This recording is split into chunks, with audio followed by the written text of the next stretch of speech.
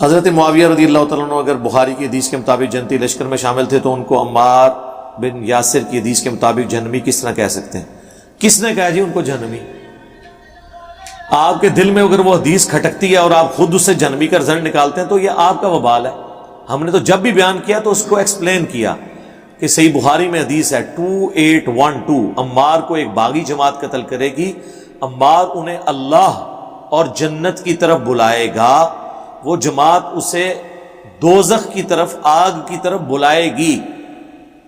یہ نہیں ہے کہ وہ جماعت جہنم میں ہے، یہ تو الفاظ ہی نہیں ہے. وہ تو دنیا میں کئی اعمال ہیں جو جہنم میں لے جانے والے ہیں. اگر کوئی شخص جھوٹ بولتا ہے تو میں اسے کہوں گا یہ جہنمی ہے، میں یہ کہوں گا کہ یہ جہنم کی طرف بلانے والا کام کر رہا ہے.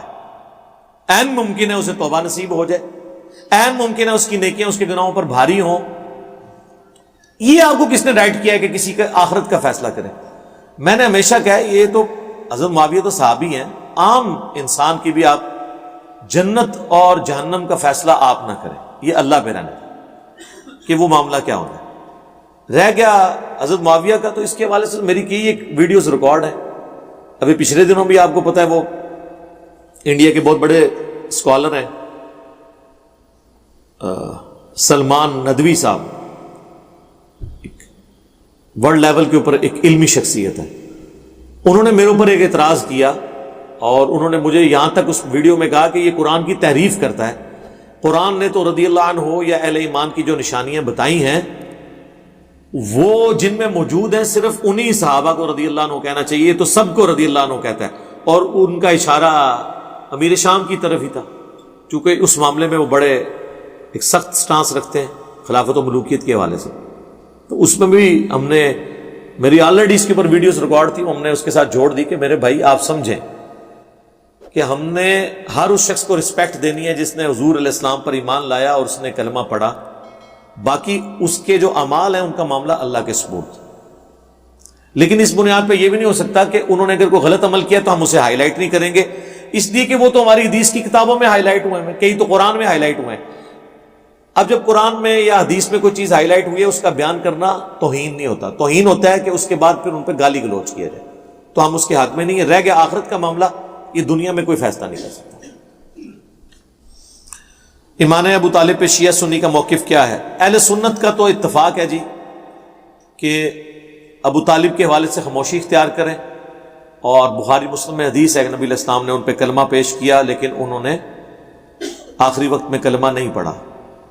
اہل سنت میں کچھ لوگ اس حدیث کی تعویل بھی کرتے ہیں، وہ کہتے ہیں کہ اوورآل ان کا کریکٹر ایسا نہیں تھا کہ جس میں کہیں کفر ان سے ثابت ہو. حضور کے پشت پناہ تھے، حضور کے دشمنوں کے اگینسٹ انہوں نے حضور کو پناہ دی.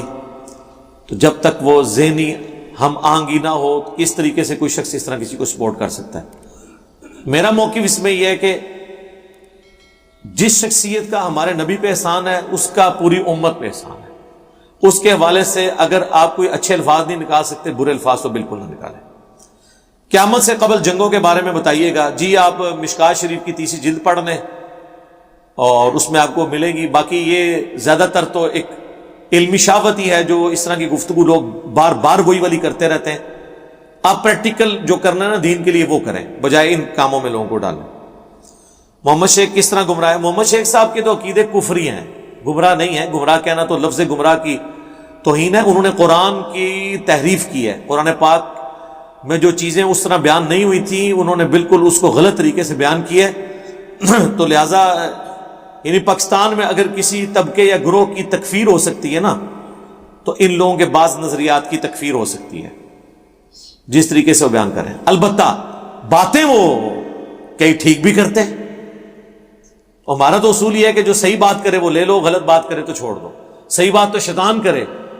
صحیح بخاری میں حدیث موجود ہے نا 2311 کہ انسانی شکل میں آ کے شیطان نے وظیفہ دیا تھا آیت الکرسی کا. تو نبی علیہ السلام فرمایا ہے تو شیطان تھا، جھوٹا تھا، لیکن بات اس نے سچی کی.